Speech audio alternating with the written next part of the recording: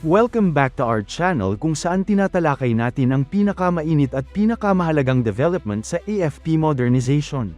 Sa gitna ng patuloy na pag-init ng sitwasyon sa rehiyon at lumalaking pangangailangan sa national defense, muling nagpakita ng konkretong aksyon ang gobyerno ng Pilipinas. Nitong mga nakaraang araw, naglabas ang Department of Budget and Management o DBM ng bilyon-bilyong piso na pondo para sa iba't ibang proyekto ng Armed Forces of the Philippines o AFP Modernization Program. Hindi lang ito simpleng budget release, ito ay malinaw na indikasyon na seryoso ang bansa sa pagpapalakas ng kanyang sandatahang lakas, lalo na sa harap ng mga hamon sa maritime security, disaster response, at territorial defense. Simulan natin sa Philippine Navy. Isa sa mga proyektong pinondohan ay ang Landing Craft Utility Acquisition Project na may halagang 320 million pesos. Bagamat mas maliit kumpara sa ibang proyekto, napakahalaga ng mga Landing Craft Utility o LCU sa operasyon ng Navy.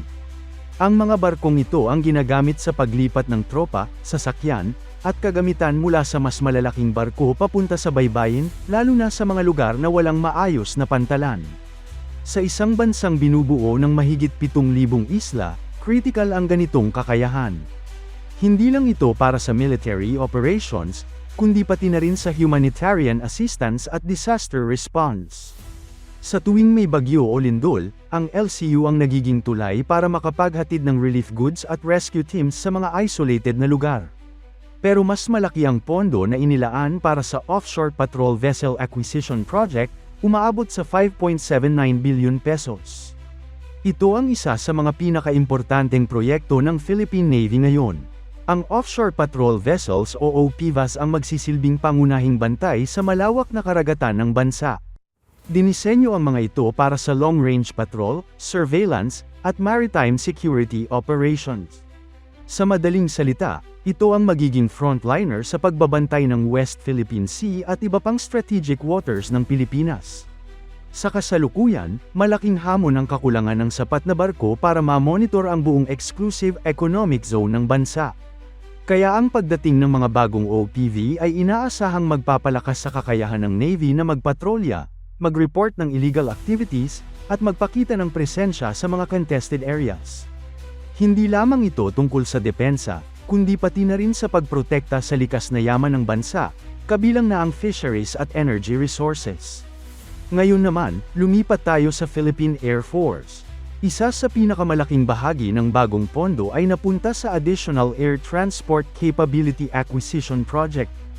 Umabot ito sa 5.26 billion pesos para sa ika-6 na milestone payment ng 3 bagong C-130J30 Super Hercules aircraft.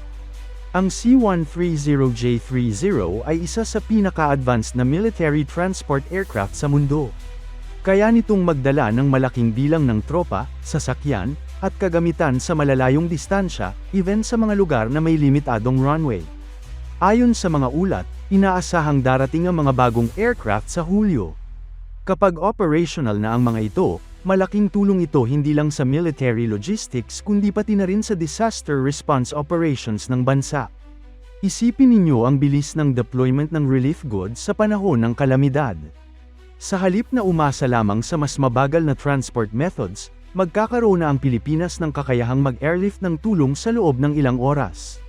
Bukod pa rito, mahalaga rin ang C-130 sa international missions, peacekeeping operations, at evacuation efforts ng mga Pilipino sa ibang bansa kapag may krisis.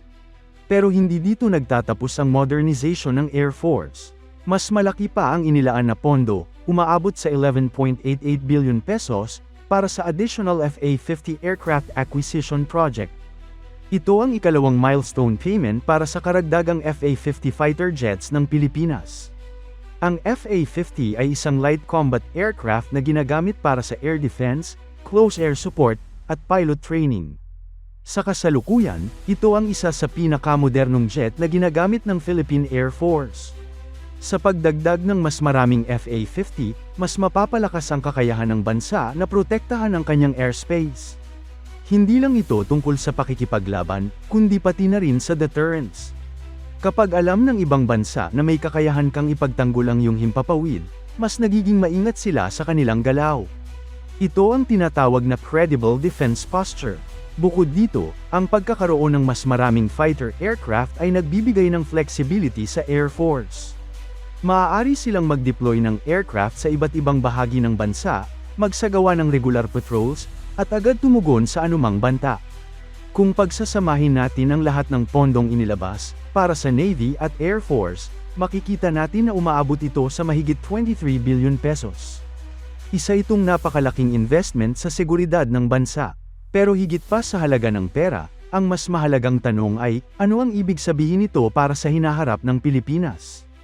Una, malinaw na tuloy-tuloy ang implementasyon ng AFP Modernization Program.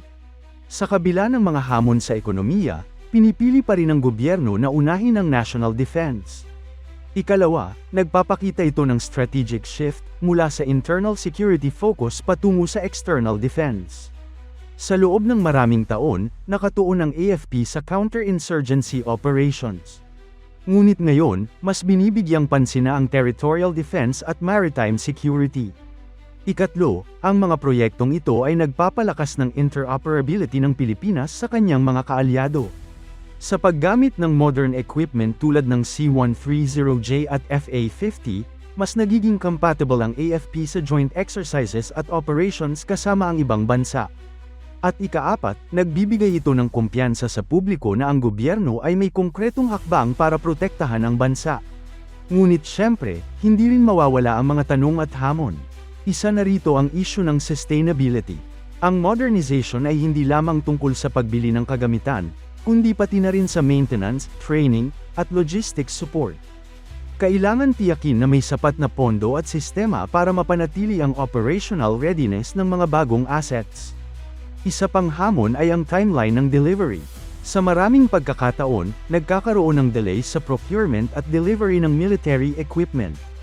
Kaya mahalagang bantayan kung matutupad ba ang target na pagdating ng mga bagong assets, tulad ng C-130J sa Hulyo. At syempre, nariyan din ang usapin ng transparency at accountability. Dahil malaking halaga ng pera ang involved, mahalaga na masigurong maayos at tama ang paggamit ng pondo. Sa kabila ng mga ito, hindi may kakaila na ang pinakahuling budget release na ito ay isang malaking hakbang pasulong.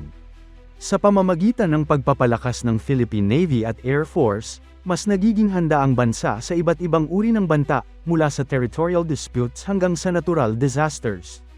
Sa huli, ang tunay na sukatan ng modernization ay hindi lamang kung gaano karaming kagamitan ang nabili, kundi kung gaano kahusay itong nagagamit para sa kapakanan ng bayan. At habang patuloy ang paglabas ng pondo at pagdating ng mga bagong assets, unti-unting hinuhubog ng Pilipinas ang isang mas modern, mas capable, at mas handang sandatahang lakas. Isang AFP na hindi lamang nakatuon sa kasalukuyan, kundi handa rin sa mga hamon ng hinaharap. At para sa maraming Pilipino, ito ay isang senyales ng pag-asa na sa kabila ng lahat ng pagsubok, patuloy na pinapalakas ng bansa ang kanyang kakayahang ipagtanggol ang sarili at protektahan ang kanyang mamamayan.